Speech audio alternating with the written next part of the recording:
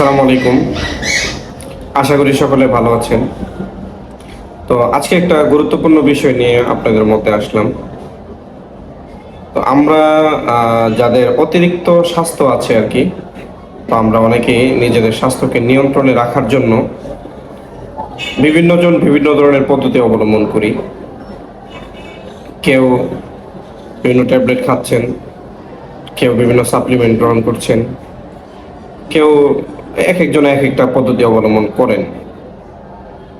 তো যারা নিজেদের স্বাস্থ্যকে নিয়ন্ত্রণে রাখতে চান তাদের জন্য একটা ঘরোয়া একটা টিপস আছে, যেটা আপনি যদি সঠিক মতো পালন করতে পারেন ইনশাল্লাহ আপনি এর দ্বারা ভালো একটা বেনিফিটেড হবেন।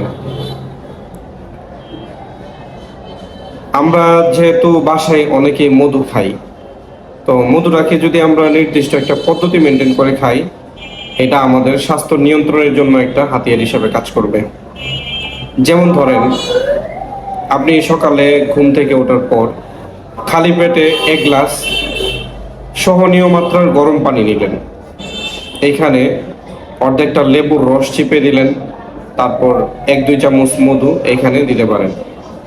দেওয়ার পর একটা শরবত তৈরি হবে। এই শরবতটা যদি আপনি নিয়মিত খাইতে পারেন, তো সেই ক্ষেত্রে ইনশাল্লাহ স্বাস্থ্যের যে একটা অতিরিক্ত স্বাস্থ্যের যে একটা প্রবণতা, এই জিনিসটা অনেকটাই কমে যাবে। পাশাপাশি যদি আপনার শরীরে বিভিন্ন ধরনের দুর্বলতা থাকে, যেহেতু অনেকেই অনেক ধরনের পেরেশানি কাজে ব্যস্ত থাকেন, সেই হিসেবে দুর্বলতা আসতেই পারে। তো এটা যদি আপনি নিয়মিত খাইতে পারেন, সেই ক্ষেত্রে দেখা যাবে আপনার যে শরীরের দুর্বলতাগুলো অনেকটা কমে যাবে। যেটা আপনি যদি নিয়মিত খান, 15-20 দিন বা 1 মাসের মধ্যে আপনি নিচের মধ্যে যে পরিবর্তনগুলো হচ্ছে এটা আপনি অনুভব করতে পারবেন ইনশাআল্লাহ।